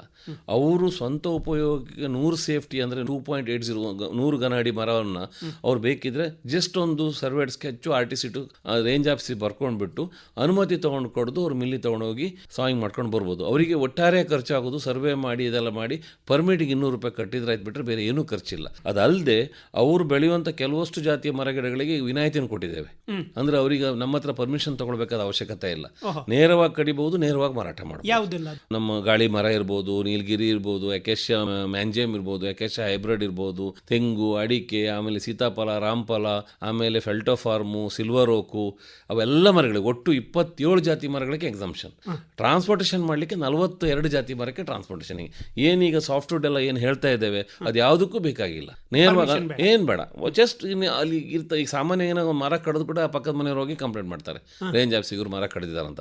ಅದಕ್ಕೆ ಒಂದು ಇಂಟಿಮೇಷನ್, ನನ್ನ ಇಂತಿಂಥ ಸರ್ವೆ ನಂಬರ್, ನನ್ನ ಪಟ್ಟಾ ಸ್ಥಳ ಇದೆ, ಅದರಲ್ಲಿ ನಾನು ಇಷ್ಟು ಮರಗಳನ್ನ ನೆಟ್ಟು ಬೆಳೆಸಿದ್ದೇನೆ, ಅದನ್ನು ನಾನು ನನ್ನ ಸ್ವಂತ ಉಪಯೋಗಕ್ಕೆ ತೆಗಿತಾ ಇದ್ದೇನೆ, ನನಗೆ ಈ ಮರಗಳಿಗೆ ವಿನಾಯಿತಿ ಇದೆ ಅನ್ನೋದು ನಂಗೆ ಕಾನೂನಿನಿಂದ ತಿಳಿದು ಬಂದಿದೆ. ಇಷ್ಟು ಬಂದು ಕೊಟ್ಬಿಟ್ರೆ ಜಸ್ಟ್ ಯಾರ ಕಂಪ್ಲೇಂಟ್ ಬಂದು ನಮ್ಮವ್ರು ನೋಡ್ತಾರೆ, ರಿಪೋರ್ಟ್ ಹಾಕ್ತಾರೆ, ಮುಗಿದೋಗ್ತದೆ. ಹಾಗೆ ಈಗ ವಿನಾಯಿತಿ ಇಲ್ಲದೆ ನಿಮ್ಮಲ್ಲಿ ಬಂದು ಪರ್ಮಿಷನ್ ತಗೊಳ್ಬೇಕಾದಂತಹ ಮರಗಳು ಯಾವುದೆಲ್ಲ? ಈಗ ಹಲಸು, ಹೆಬ್ಬಲಸು, ಸಾಗುವಾನಿ, ನೇರಳೆ, ಪುನರ್ಪುಳಿ, ಮಾಗೋನಿ ಇಂಥ ಮರಗಳಿಗೆಲ್ಲ ತಗೊಳ್ಬೇಕಾಗ್ತದೆ. ಯಾಕಂದ್ರೆ ಈ ಇಂಥ ಮರಗಳು ನಮ್ಮ ಅರಣ್ಯ ಪ್ರದೇಶದೊಳಗಡೆ ಜಾಸ್ತಿ ಇದೆ. ಅದಲ್ಲದೆ ಈ ನಮ್ಮ ಅವಿಭಾಜಿತ ದಕ್ಷಿಣ ಕನ್ನಡಕ್ಕೆ ಹೋಲಿಸಿದ್ರೆ ಇಲ್ಲಿ ಕುಮ್ಕಿ ಅಂತ ನಮಗೊಂದು ಬರ್ತದೆ, ಅಂದ್ರೆ ಅವ್ರಿಗೆ ಪಟ್ಟಸ್ಥಳದ ಪಕ್ಕನೇ ಸರ್ಕಾರಿ ಜಾಗ ಇರ್ತದೆ. ಮತ್ತೆ ನಮ್ಮ ಇಲ್ಲಿಯ ಒಂದು ಲ್ಯಾಂಡ್ನ ಒಂದು ಬೈಪಾರ್ಕೇಶನ್ ಹೇಗಂತ ಹೇಳಿದ್ರೆ ಎಲ್ಲ ನದಿ ತೊರೆಗಳೆಲ್ಲ ಸರ್ಕಾರಿ ಸ್ಥಳ, ನದಿ ಪರಂಬೂಕು, ಗೋಮಾಳ, ಆಮೇಲೆ ನಾಗಬನಗಳು, ಆಮೇಲೆ ನಮ್ಮ ಎಲ್ಲ ಟೆಂಪಲ್ ಪರಮೇಶ ಸ್ಥಳಗಳು, ಮಸೀದಿ ಸ್ಥಳಗಳು, ಚರ್ಚ್ ಸ್ಥಳ, ಇವೆಲ್ಲ ಸರ್ಕಾರಿ ಸ್ಥಳಗಳಾಗಿದ್ದಾವೆ. ಹಾಗಾಗಿ ಸರ್ಕಾರಿ ಸ್ಥಳಗಳಲ್ಲಿ ಮರಗಳನ್ನು ನೆಟ್ಟರೆ ಮರಗಳಿಂದ ಪ್ರತ್ಯಕ್ಷವಾಗಿ ನಮ್ಗೆ ಸಿಗುವಂಥ ಒಳ್ಳೆಯ ಗಾಳಿಯನ್ನು ಪಡ್ಕೊಳ್ಬೋದು ಹೊರತು ಮರಗಳ ಮೇಲೆ ನೇರ ನಮ್ಗೆ ಹಕ್ಕಿರುವುದಿಲ್ಲ. ಯಾಕಂದರೆ ಅದು ಸಾರ್ವಜನಿಕ ಆಸ್ತಿ, ಸಾರ್ವಜನಿಕವಾಗಿ ಪ್ರಕೃತಿಯನ್ನು ಸಂರಕ್ಷಣೆ ಮಾಡುವಂಥ ಒಂದು ವ್ಯವಸ್ಥೆ. ಹಾಗಾಗಿ ಅಲ್ಲಿ ನಮ್ಗೆ ಹಕ್ಕಿರುವುದಿಲ್ಲ. ಈ ಉದ್ದೇಶಕ್ಕೋಸ್ಕರ ಒಂದಿಷ್ಟು ನಮ್ಮ ಕಾಡು ನೇರವಾಗಿ ವೆಸ್ಟರ್ನ್ ಘಾಟಲ್ಲೇ ಇಲ್ಲ, ಪ್ರತಿಯೊಂದು ಗ್ರಾಮದಲ್ಲೂ ಒಂದಿಷ್ಟು ಅರಣ್ಯ ಪ್ರದೇಶಗಳಿದ್ದಾವೆ. ಹಾಗಾಗಿ ಅದಕ್ಕೋಸ್ಕರ ಏನು ಮಾಡಿದ್ದಾರೆ ಅಂತ ಹೇಳಿದ್ರೆ, ಕಾಡು ಪ್ರದೇಶದಲ್ಲಿರುವ ಮರಗಳನ್ನು ಯಾವ್ಯಾವುದಿದೆ ಅದಕ್ಕೆ ರಿಸ್ಟ್ರಿಕ್ಷನ್ನ ಕರ್ನಾಟಕ ವೃಕ್ಷ ಸಂರಕ್ಷಣಾ ಕಾಯ್ದೆ ಅಂತ ಹೇಳ್ಬಿಟ್ಟು ಅದಕ್ಕೊಂದು ರಿಸ್ಟ್ರಿಕ್ಷನ್ ಇಟ್ಟಿದ್ದಾರೆ. ಆ ರಿಸ್ಟ್ರಿಕ್ಷನ್ ಏನು? ಏನಿಲ್ಲ ಅಂದ್ರೆ ಅವ್ರ ಸ್ವಂತ ಜಾಗದಲ್ಲಿ ಸಾಗುವಾನಿಯು, ಹಲಸು, ಹೆಬ್ಬಲ್ಸು ಮರವನ್ನು ಕಡಿಬೇಕಾದ್ರೆ ಅವರು ವಲಯ ಅರಣ್ಯಾಧಿಕಾರಿ ಕಚೇರಿಗೆ ಮರ ಇರುವ ಸ್ಥಳದ ನಕ್ಷೆ ಮತ್ತು ದಾಖಲೆಯನ್ನು ಇಟ್ಬಿಟ್ಟು ಒಂದು ಅರ್ಜಿ ಕೊಟ್ಟರೆ ಆಯಿತು. ಅರ್ಜಿ ಕೊಟ್ಟಂದ್ರೆ ಅವ್ರು ಬಂದು ಪರಿಶೀಲನೆ ಮಾಡ್ತಾರೆ, ನಿಮ್ಮ ಪಟ್ಟಾಸ್ಥಳದ ಯಾವುದೆಲ್ಲ ಮರ ಬರ್ತದೆ, ಎಷ್ಟು ಮರಗಳಿಂದ 100 ಸೇಫ್ಟಿ ಆಗ್ಬೋದು ಅಂತ ನೋಡಿ ಹೇಳ್ತಾರೆ. ಆಮೇಲೆ ನಿಮ್ಮ ಕಡಿಲಿಕ್ಕೆ ಪರ್ಮಿಷನ್ ಕೊಡ್ತಾರೆ. ಕಡ್ದ ನಂತರ ನೀವು ಅಲ್ಲಿ ಅವರೇ ಪುನಃ ನಮ್ಮ ಡೆಪ್ಟಿ ನಾನು ಕಡ್ದಾಗಿದೆ ಅಂತ ಹೇಳಿದ್ರೆ ಮೆಸರ್ಮೆಂಟ್ ಮಾಡ್ಕೊಂಡ್ಬಿಟ್ಟು ಹೋಗಿ ಅವ್ರ ರಿಪೋರ್ಟನ್ನು ಸಹಾಯಕ ಅರಣ್ಯ ಸಂರಕ್ಷಣೆ ನಮ್ಗೆ ಕಳಿಸ್ತಾರೆ. ನಾವು ಅವರಿಗೆ ರಾದಾರನ್ನು ಇಶ್ಯೂ ಮಾಡ್ತೇವೆ. ನಾವು ಒಂದು 10 ದಿವಸ ಟೈಮ್ ಕೊಟ್ಟು ಮಾಡ್ತೇವೆ. ಆ ಟೈಮಲ್ಲಿ ಅವರು ಮಿಲ್ಲಿ ತೊಗೊಂಡೋಗಿ ಸಾಯಿಂಗ್ ಮಾಡಿಸ್ಕೊಂಡು ಬಂದು ಅವ್ರು ಉಪಯೋಗಿಸ್ಕೊಬೋದು. ಇನ್ನು ಕಮರ್ಷಿಯಲ್ ಮಾಡಬೇಕಂದ್ರೆ ಅವ್ರು ಓನರ್ಶಿಪ್ ಕೊಡಬೇಕಾಗ್ತದೆ. ಈಗ ಒಂದು ವೇಳೆ ಅವ್ರ ಹತ್ರ 100 ಸಾಗುವಾನಿ ಮರ ಇದೆ, ಅವ್ರು ಮಾರಾಟ ಮಾಡಬೇಕು. ಆವಾಗ ಅದು ಆ ಜಾಗನ ಅಂದರೆ ಪ್ರತಿಯೊಂದು ಜಾಗದ ಮೇಲೂ ವ್ಯಾಜ್ಯ ಇರ್ತದೆ. ಅಂದರೆ ಕೋರ್ಟಲ್ಲಿ ಬೇರೆ ಬೇರೆ ಥರದ ವ್ಯಾಜ್ಯಗಳಿರ್ತದೆ. ಹಾಗಾಗಿ ನಾವು ಈಗ ಒಂದು ವೇಳೆ 2 ಲಕ್ಷ ವ್ಯಾಲ್ಯೂ ಒಳಗಾದ್ರೆ AC-ಯಿಂದ 2ರಿಂದ ಜಾಸ್ತಿ ಆ ಮರಗಳ ವ್ಯಾಲ್ಯೂ ಮೌಲ್ಯ 2 ಲಕ್ಷಕ್ಕಿಂತ ಮೇಲೆ ಮಾನ್ಯ ಜಿಲ್ಲಾಧಿಕಾರಿಯಿಂದ ನಾವು ಓನರ್ಶಿಪ್ ತೊಗೊಳ್ತೇವೆ. ಆ ಓನರ್ಶಿಪ್ ತೊಗೊಂಡು ನಮ್ಮ ವಲಯಾರಣ್ಯಾಧಿಕಾರಿ ಕಚೇರಿಯಿಂದ ನಮ್ಮ DFO ಕಚೇರಿವರೆಗೆ ಅದು ಶಿಷ್ಟಾಚಾರದ ಪ್ರಕಾರ ಬರ್ತದೆ ಫೈಲ್. ಅಲ್ಲಿಗೆ DFO ಇಂದ ಕಟ್ಟಿಂಗ್ ಆರ್ಡರ್ ಇಶ್ಯೂ ಮಾಡ್ತಾರೆ. ಕಟ್ಟಿಂಗ್ ಆರ್ಡರ್ ಇಶ್ಯೂ ಮಾಡಿದ ನಂತರ ಪುನಃ ಅವ್ರು ಕಡಿದ್ಬಿಟ್ಟು ನಂದು ಇಷ್ಟಿಷ್ಟು ಸುತ್ತಾಗಿದೆ ಅಂತ ಹೇಳಿ ಪುನಃ ಪರ್ಮಿಟಿ ಬರ್ತದೆ, ಪರ್ಮಿಟ್ ಇಶ್ಯೂ ಮಾಡ್ತೇವೆ. ಆದರೆ ಇಲ್ಲಿ ಒಂದು ಮರ ಕಡಿಯುವಾಗ 10 ಮರ ಅಂದರೆ ಒಂದು ಮರಕ್ಕೆ 10 ಮರ ನೆಡುವಂಥ ಒಂದುಗೋಸ್ಕರ ನಾವು ಅವ್ರ ಹತ್ರ ಸೆಕ್ಯೂರಿಟಿ ಡೆಪಾಸಿಟ್ ಇಟ್ಕೊಳ್ತೇವೆ. ಯಾಕಂತ ಹೇಳಿದ್ರೆ ಅವ್ರು ಅಷ್ಟು ಮರ ಹೀಗೆ ಎಲ್ಲರಿಗೆ ಕಡಿತಾ ಹೋಗ್ಬಿಟ್ರೆ ಏನಾಗ್ತದೆ, ನಾನು ಹೇಳಿದ್ನಲ್ಲ, ಒಂದ್ ಕಡೆ ನಾವು ಗಿಡ ಬೆಳೆಸಿ ಅಂತ ಹೇಳ್ತಾ ಇರೋದು, ಇನ್ನೊಂದು ಕಡೆ ಪ್ರೈವೇಟಲ್ಲಿ ಮರವನ್ನು ಕಡಿಲಿಕ್ಕೆ ನಾವು ಒಂದು ಕಂಡೀಷನ್ ಇಲ್ಲದೆ ಕೊಟ್ಬಿಟ್ರೆ ಅದೇನಾಗ್ಬಿಡುತ್ತೆ, ಮತ್ತೆ ನಮಗೆ ನಾವು ಈ ಗುರಿಯನ್ನು ಮುಟ್ಲಿಕ್ಕೆ ಸಾಧ್ಯ ಆಗೋದಿಲ್ಲ. ಆ ಉದ್ದೇಶಕ್ಕೋಸ್ಕರ ಅವರು ಒಂದು ವೇಳೆ 10 ಮರ ಕಡಿದ್ರೆ 100 ಸಸಿ ನೆಡಬೇಕು. ಆ 100 ಸಸಿ ನೆಡೋದಕ್ಕೋಸ್ಕರ ಡೆಪಾಸಿಟ್ ನಾವು ಇಟ್ಕೊಂಡಿರ್ತೇವೆ. ನಾವೇನಾದ್ರೂ ಇದು ಮಾಡೋದಿಲ್ಲ, ಪ್ಲಡ್ಜ್ ಮಾಡಿ NAC ರೂಪದಲ್ಲಿ ಇಟ್ಕೊಳ್ತೇವೆ. ಇವರು ಈ ವರ್ಷ ಮರ ಕಳೆದ ವರ್ಷ, ಮುಂದಿನ ವರ್ಷ ಮಳೆಗಾಲದಲ್ಲಿ ಅವ್ರು 100 ಸಸಿಯನ್ನ ಎಲ್ಲೋ ಬದು ಅಕ್ಕಪಕ್ಕ ನೆಟ್ಬಿಟ್ಟು ಕೆಲವೊಮ್ಮೆ ಕೆಲವು ಜಾಗದಲ್ಲಿ ಮನೆ ಕಟ್ಟಿರ್ಬೋದು ಅವರು, ಅಥವಾ ತೋಟ ಮಾಡಿರ್ಬೋದು. ಆದರೆ ಆ ತೋಟದ ಬದುಗಳಲ್ಲಿ ಇಷ್ಟು ಸಸಿಗಳನ್ನು ನೆಟ್ಟುಬಿಟ್ಟು ನಾನು ನೆಟ್ಟಿದ್ದೇನೆ ಅಂತ ಇನ್ನೊಂದು ರಿಪೋರ್ಟ್ ಬಂದುಬಿಟ್ರೆ ಅವರ NSCನ ಅವರಿಗೆ ರಿಲೀಸ್ ಮಾಡ್ತೇವೆ. ಸರಿ. ಇದ್ರ ಜೊತೆ ಸಾಮಾನ್ಯವಾಗಿ ಒಂದು ಜನರಲ್ಲಿ ಒಂದು ಕಲ್ಪನೆ ಇದೆ, ಈ ಕುಮ್ಕಿ ಜಾಗದಲ್ಲಿ ಇರುವಂಥದ್ದು ಕೂಡ ನಮ್ಮದೇ ಅಂತೇಳಿ. ಇಲ್ಲ, ಕುಮ್ಕಿ ಅಂದರೆ ಅದು ಜನ ಅರ್ಥ ಮಾಡ್ಕೊಬೇಕು. ಹಿಂದೆ ಒಬ್ಬ ರೈತರ ಕೃಷಿ ಜಮೀನಿಗೆ ಬೇಕಾದ ಸೊಪ್ಪಿರ್ಬೋದು, ಅವರಿಗೆ ಸಣ್ಣ ಪ್ರಮಾಣದ ಸೌದೆ ಇರ್ಬೋದು, ಒಣ ದರ್ಗಲೆ ಇರ್ಬೋದು, ಇವನ್ನೆಲ್ಲಕ್ಕೋಸ್ಕರ ಕುಮ್ಕಿ ಅನ್ನುವಂಥ ಒಂದು ಕಾನ್ಸೆಪ್ಟ್ ಇರುವುದು. ಈಗೇನಾಗಿದೆ, ನಾವು ಈ ಸೊಪ್ಪು ಕೊಟ್ಟು ಅಂದರೆ ಫಾರ್ಮ್ಯಾಡ್ ಮ್ಯಾನ್ಯೂರ್ ಸೊಪ್ಪು ಗೊಬ್ಬರವನ್ನು ಮಾಡುವ ಸಂಖ್ಯೆ ಕಡಿಮೆ. ನಾವೆಲ್ಲ ಯಾವುದು ಯೂರಿಯಾ ಸುಫಲ ನಾವು ಆರ್ಗ್ಯಾನಿಕ್ಕಿಂದ ಹೋಗಿ ರಾಸಾಯನಿಕ ಆಗಿದೆ. ಹಾಗಾಗಿ ಜನರಿಗೆ ಯಾರಿಗೂ ಕುಮ್ಕಿ ಬೇಡಾಗಿದೆ. ಆ್ಯಕ್ಚುಲಿ ಕುಮ್ಕಿಯನ್ನು ಇಟ್ಕೊಂಡು ಅಲ್ಲಿ ಮಳೆಗಾಲದಲ್ಲಿ ಸ್ವಲ್ಪ ಸೊಪ್ಪನ್ನು ತೆಗೆದು ಮತ್ತು ದರ್ಗಲ್ಗಳನ್ನು ತೆಗೆದು ಅದನ್ನು ನಮ್ಮ ಫಾರ್ಮ್ಯಾಡ್ ಒಟ್ಟಿಗೆ ಸೇರಿಸ್ಬಿಟ್ಟು ಅದನ್ನು ಮಿಕ್ಸ್ ಮಾಡಿ ಆ ಗೊಬ್ಬರವನ್ನು ಮಾಡಿದರೆ ನಿಜವಾಗ್ಲೂ ಒಂದು ಆರ್ಗ್ಯಾನಿಕ್ ಗೊಬ್ಬರ ಆಗ್ತದೆ. ಹಾಗಾಗಿ ಕುಮ್ಕಿ ಮೇಲೆ ಯಾವ ಮರದ ಹಕ್ಕು ಮತ್ತು ಜಾಗದ ಹಕ್ಕು ಯಾರಿಗೂ ರೈತರಿಗಿಲ್ಲ. ಅಂದರೆ ಕುಮ್ಕಿ ಜಾಗ ಅವರ ಕೃಷಿಗೆ ಉಪಯೋಗ ಆಗುವಂಥ ಇದು ಮಾಡಲಿಕ್ಕೆ ಏನು ಸಪೋರ್ಟಿಂಗ್ ಆಗಿ ಇಟ್ಕೊಳ್ಬೋದು. ಅಲ್ಲಿರುವ ಅದು ಸಣ್ಣ ಪುಟ್ಟ, ಈಗ ಒಂದು ವೇಳೆ ಕುಮ್ಕಿಯಲ್ಲಿ ಸಣ್ಣ ಪುಟ್ಟ ಮರದ ಗೆಲ್ಗಳು ಒಣ ಗೆಲ್ಗಳು ಬಿಡ್ತದೆ, ಕಟ್ಟಿಗೆಯನ್ನು ಉಪಯೋಗಿಸ್ಕೊಳ್ಬೋದು. ಆಮೇಲೆ ಅದರ ದೊರ್ಗಲು ತೆಗಿಬೋದು, ಸೊಪ್ಪನ್ನು ತೆಗಿಬೋದು. ಹೊರತು ಕುಮ್ಕಿ ಸ್ಥಳವನ್ನು ಅವರು ನೇರವಾಗಿ ಅಲ್ಲಿರುವ ಮರಗಳನ್ನೆಲ್ಲ ನಾಶಪಡಿಸಿ ಅದನ್ನು ಪುನಃ ಕನ್ವರ್ಟ್ ಮಾಡಿ ತೋಟ ಗಿಟ ಮಾಡುವಂಥದ್ದು ಅದು ಆ್ಯಕ್ಚುಲಿ ಕಾನೂನಲ್ಲಿ ಅವಕಾಶ ಇಲ್ಲ. ಈಗ ನಾವು ವನ ಮಹೋತ್ಸವವನ್ನು ಆಚರಿಸ್ತಾ ಇದ್ದೇವೆ. ಇಂಥ ಸಂದರ್ಭದಲ್ಲಿ ಇಲಾಖೆ ಈ ರೀತಿಯ ಯೋಜನೆಗಳಿಗೆ ಏನೇನು ಯೋಜನೆಗಳನ್ನು ಹಾಕ್ಕೊಂಡಿದೆ? ಅಲ್ಲ, ಈ ವರ್ಷ ನಾವು ಪ್ರತಿ ಗ್ರಾಮ ಮಟ್ಟದಲ್ಲಿ, ಆಮೇಲೆ ಪ್ರತಿ ಸ್ಕೂಲ್ಗಳಲ್ಲಿ, ಪ್ರತಿ ಎಲ್ಲೆಲ್ಲಿ ಅವಕಾಶ ಇದೆ, ಯುವಕ ಸಂಘ, ಯುವತಿ ಸಂಘ, ಸಂಘ ಸಂಸ್ಥೆಗಳ ಮುಖಾಂತರ, ರೋಟ್ರಿ ಲಯನ್ಸ್ JCs ಅವರ ಮುಖಾಂತರ, ಹಾಗೆ ನಮ್ಮ ಚರ್ಚ್ ಇರ್ಬೋದು, ಮಸೀದಿ ಇರ್ಬೋದು, ದೇವಸ್ಥಾನ ಇರ್ಬೋದು, ಅಲ್ಲಿ ಆಡಳಿತ ಮಂಡಳಿಗಳ ಮುಖಾಂತರ ಒಟ್ಟಾರೆಯಾಗಿ ಜನರಿಗೆ, ಅಂದರೆ ನಮಗೆ ಮುಂದಿನ ಈ ಒಂದು ಪೀಳಿಗೆಗೆ ಏನಾದರೂ ಜನರಿಗೆ ಒಂದು ಒಳ್ಳೆಯ ಗಾಳಿ, ಒಳ್ಳೆಯ ನೀರು, ಒಳ್ಳೆಯ ಬೆಳಕು ಸಿಗಬೇಕಂತ ಆದರೆ ಅರಣ್ಯ ಪ್ರದೇಶ ಉಳಿದ್ರೆ ಮಾತ್ರ ಸಾಧ್ಯ. ಹಸಿರು ಕವಚ ಉಳಿದ್ರೆ ಮಾತ್ರ. ಅಂದರೆ ಖಾಸಗಿ ಇರಲಿ, ಪ್ರೈವೇಟ್ ಇರಲಿ, ನಮ್ಮ ಸಸಿಗಳಿಗೆ ಅದಕ್ಕೇನು ಗೊತ್ತಿರೋದಿಲ್ಲ. ಇದು ಖಾಸಗಿ ಸ್ಥಳಪ, ಅದಕ್ಕೆ ಬೇಕಾಗಿರೋದು ಒಂದಿಷ್ಟು ತೇವಾಂಶ, ಒಂದಿಷ್ಟು ಪೋಷಕಾಂಶ, ಅದು ಎಲ್ಲಿ ನೆಟ್ಟರೂ ಬರ್ತದೆ. ಹಾಗಾಗಿ ನಾವು ಆ ಉದ್ದೇಶಕ್ಕೋಸ್ಕರ ಎಲ್ಲ ಕಡೆಯಲ್ಲಿ June 5 ವಿಶ್ವ ಪರಿಸರ ದಿನಾಚರಣೆ ದಿನ ನಮ್ಮ ನೆಲ ನಮ್ಮ ಭವಿಷ್ಯ ಅನ್ನುವ ಥೀಮನ್ನು ಈ ಸಲ ವಿಶ್ವಸಂಸ್ಥೆಯವರು ಕೊಟ್ಟಿದ್ದಾರೆ. ನಮ್ಮ ನೆಲ ನಮ್ಮ ಭವಿಷ್ಯ, land restoration, ಡಿಸರ್ಟಿಫಿಕೇಷನ್ of drought region. ಅಂದರೆ ಈ ಥರ ಡ್ರಾಟನ್ನು ತಡೆಯೋಣ, ಮರುಭೂಮಿ ಆಗೋದನ್ನು ತಡೆಯೋಣ ಅನ್ನೋ ಒಂದು ಉದ್ದೇಶ ಇಟ್ಕೊಂಡು ಇಂಥ ಒಂದು ಮೆಸೇಜನ್ನು ಕೊಟ್ಟಿದ್ದಾರೆ. ಆ ದಿವಸದಿಂದ ಹಿಡಿದು ಸಾಮಾನ್ಯವಾಗಿ ನಮ್ಮದು July 1st 7ನೇ ತಾರೀಕುವರೆಗೆ ನಮ್ಮದು ಯಾವುದು ವನಮಹೋತ್ಸವ ಆಚರಣೆ ದಿವಸ. ಇದು ಸಾಂಕೇತಿಕವಾಗಿ ಅಟ್ಲೀಸ್ಟ್ ನಮ್ಮದು ಆಗಸ್ಟ್ ಎಂಡ್ವರೆಗೂ ನಾವು ನಮ್ಮ ನರ್ಸರಿಲಿ ಬೆಳೆಸಿದ ಸಸಿಗಳು ಖಾಲಿ ಆಗೋವರೆಗೂ ನಾವೇನು ಮಾಡ್ತಾ ಇದ್ದೇವೆ, ಅಲ್ಲಲ್ಲಿ ಹೋಗಿ ಕಾರ್ಯಕ್ರಮಗಳನ್ನು ಮಾಡಿ ನಾವು ರೈತರಿಗಿರ್ಬೋದು, ಜನಪ್ರತಿನಿಧಿಗಳಿಗಿರ್ಬೋದು, ಸಾರ್ವಜನಿಕರಿಗೆ ಒಂದು ಅರಿವು ಮೂಡಿಸೋ ಕಾರ್ಯಕ್ರಮವನ್ನು ಮಾಡಿಬಿಟ್ಟು ಸಸಿ ನೆಡುವಂಥ ಕೆಲಸವನ್ನು ಮಾಡ್ತೇವೆ. ಇದರ ಜೊತೆ ಇದಕ್ಕೆ ಸಂಬಂಧಪಟ್ಟ ಹಾಗೆ ಇನ್ನೊಂದು ವಿಷಯ ಏನಂತ ಹೇಳಿದರೆ, ಸಾಮಾನ್ಯವಾಗಿ ಇತ್ತೀಚಿನ ದಿನಗಳಲ್ಲಿ ನೀವೇ ಹೇಳಿದ ಹಾಗೆ ಕಾಡು ಪ್ರಾಣಿಗಳ ಒಂದು ಹಾವಳಿ ಪೇಟೆಗೆ ಅಥವಾ ಈ ನಮ್ಮ ಕೃಷಿ ಜಾಗಕ್ಕೆ ಬರುವಂಥದ್ದು ಇದೆ. ಈ ಸಂದರ್ಭದಲ್ಲಿ ಅರಣ್ಯ ಇಲಾಖೆಯವರು ಇದಕ್ಕೆ ಯಾವ ರೀತಿಯಲ್ಲಿ ಸಹಾಯವನ್ನು ಮಾಡ್ತಾ ಇದ್ದಾರೆ? ಅಲ್ಲ, ಈಗ ಕಾಡು ಪ್ರಾಣಿಗಳಿಂದ ಏನು ಬೆಳೆ ನಾಶ ಆಗ್ತದೆ ಅದಕ್ಕೆ ಸರ್ಕಾರಿ ನಿಗದಿಪಡಿಸಿದ ದರದ ಪ್ರಕಾರ ನಾವು ಪರಿಹಾರ ಕೊಡ್ತೇವೆ. ಇನ್ನೊಂದು ಕಾಡು ಪ್ರಾಣಿಗಳನ್ನು ಹೇಳಿದೆ, ರೈತರು ಸ್ವಲ್ಪ ಅವ್ರ ಬದುಗಳಲ್ಲಿ ಅವರು ಎಲ್ಲೆಲ್ಲಿ ಸ್ವಲ್ಪ ಖಾಲಿ ಸ್ಥಳಗಳಲ್ಲಿ ಅವ್ರಿಗೆ ಈ ಥರ ಒಂದು ಏನು ಮರಗಿಡಗಳನ್ನು ಬೆಳೆಸಿದರೆ ಅದಕ್ಕೂ ಒಂದಿಷ್ಟು ಹಣ್ಣು ಹಂಪಲು ಸಿಗ್ತದೆ. ಕಾಡಿಗೆ ಒಂದು ವೇಳೆ ರೈತರು ಹೋದಾಗಲೂ ದರ್ಗಲ್ ತೆಗುವಾಗ ಒಂದಿಷ್ಟು ಸಸಿ ಮರ ಗಿಡಗಳನ್ನು, ಒಂದಿಷ್ಟು ಬೀಜಗಳನ್ನು ಅಥವಾ ಅವ್ರು ಸೊಪ್ಪು ತೆಗುವಾಗಲೂ ಅಷ್ಟೇ ಅಲ್ಲಿ ಸ್ವಾಭಾವಿಕವಾಗಿ ಗಿಡದ ಒಂದು ಕೊಂಬೆಯನ್ನು ಬಿಡಬೇಕು ಅವರು, ಅದು ಸ್ವಾಭಾವಿಕವಾಗಿ ಮರ ಆಗ್ತದೆ. ಎಲ್ಲವನ್ನು ಸೊಪ್ಪಿಗೆ ಕಟ್ಕೊಂಡು ಬರೋದ್ರಿಂದ ಏನಾಗ್ತದೆ, ಅಲ್ಲಿ ರೀಜನರೇಷನ್ ನೈಸರ್ಗಿಕವಾಗಿ ಒಂದು ಬೆಳೆಯುವಂಥ ಮರಗಳ ಸ್ವಾಭಾವಿಕ ಬೆಳೆಗಳ ಸಂಖ್ಯೆ ಕಡಿಮೆ ಆಗ್ತದೆ. ಮತ್ತು ದರ್ಗಲ್ ತೆಗುವಾಗ ಎಲ್ಲ ತೆಗೆದ ಬೀಜಗಳೆಲ್ಲ ಅದ್ರ ಜೊತೆ ಬಂದುಬಿಟ್ಟು ಅಲ್ಲಿ ಪುನಃ ನೈಸರ್ಗಿಕ ಪುನರುತ್ಪತ್ತಿ ಆಗೋದಿಲ್ಲ. ಆವಾಗ ಏನಾಗ್ತದೆ, ವೃಕ್ಷದಟ್ಟಣೆ ಕಮ್ಮಿ ಆಗ್ತದೆ. ಕಾಡಿನಲ್ಲಿ ಸಸ್ಯಾಹಾರಿ ಪ್ರಾಣಿಗಳಿಗೆ ಆಹಾರ ಇಲ್ಲದ್ರೆ ಸಸ್ಯಾಹಾರಿ ಪ್ರಾಣಿಗಳು ಇರುವುದಿಲ್ಲ. ಸಸ್ಯಾಹಾರಿ ಪ್ರಾಣಿಗಳಿಲ್ಲ ಅಂತಂದರೆ ಮಾಂಸಾಹಾರಿ ಪ್ರಾಣಿಗಳು ಅಲ್ಲಿ ನಿಲ್ಲಿಕ್ಕಾಗೋದಿಲ್ಲ, ಅವು ವಲಸೆ ಬರ್ತವೆ. ಹಾಗಾಗಿ ವಲಸೆ ಬಂದಾಗ ಮೇಜರಾಗಿ ಏನಾಗ್ತದೆ, ಪ್ರಾಣಿಗಳು ಬರ್ತವೆ, ಜನರು ತಾಳ್ಮೆಯಿಂದ ಒಂದೆರಡು ದಿವಸ ಅದು ಎಲ್ಲಿ ಬರ್ತದೆ ಅಬ್ಸರ್ವ್ ಮಾಡೋ ತನ್ನಷ್ಟಕ್ಕೆ ಅದಕ್ಕೆ ಅಲ್ಲಿ ಫುಡ್ ಸಿಗದೇ ಇದ್ರೆ ಮುಂದಾಗ್ತದೆ. ಆದರೆ ಪ್ರಾಣಿಗಳನ್ನು ಕಂಡ ಕೂಡಲೇ ಜನ ಸೇರ್ತಾರೆ, ಭಯಪಡಿಸ್ತಾರೆ. ಆಮೇಲೆ ಏನಾಗ್ತದೆ, ಜನರಿಗೆ ಭಯ ಅಂದರೆ ನನ್ನ ಒಂದು ಪರಿಕಲ್ಪನೆ ಏನಂದರೆ, ಜನರು ತಿಳ್ಕೊಂಡಿದ್ದಾರೆ ಈ ಭೂಮಿ ನಮಗೆ ಮಾತ್ರ ಬದುಕಲಿಕ್ಕೆ ಹಕ್ಕಿರೋದು ಅಂತ. ಈ ಭೂಮಿಯಲ್ಲಿ ನಮ್ಮಷ್ಟೇ ಹಕ್ಕು ಎಲ್ಲ ಪ್ರಾಣಿ ಪ್ರಾಣಿ ಪಕ್ಷಿ ಕ್ರಿಮಿ ಕೀಟ ಗೆದ್ದಲವರೆಗೂ ಇದೆ ನೋಡಿ. ನಾವು ನಾಳೆ ಒಂದು ಸತ್ತ ನಂತರ ನಾವು ಮಣ್ಣಲ್ಲಿ ಮಣ್ಣಾಗಬೇಕಂದ್ರೆ ಗೆದ್ದಲೇಬೇಕು.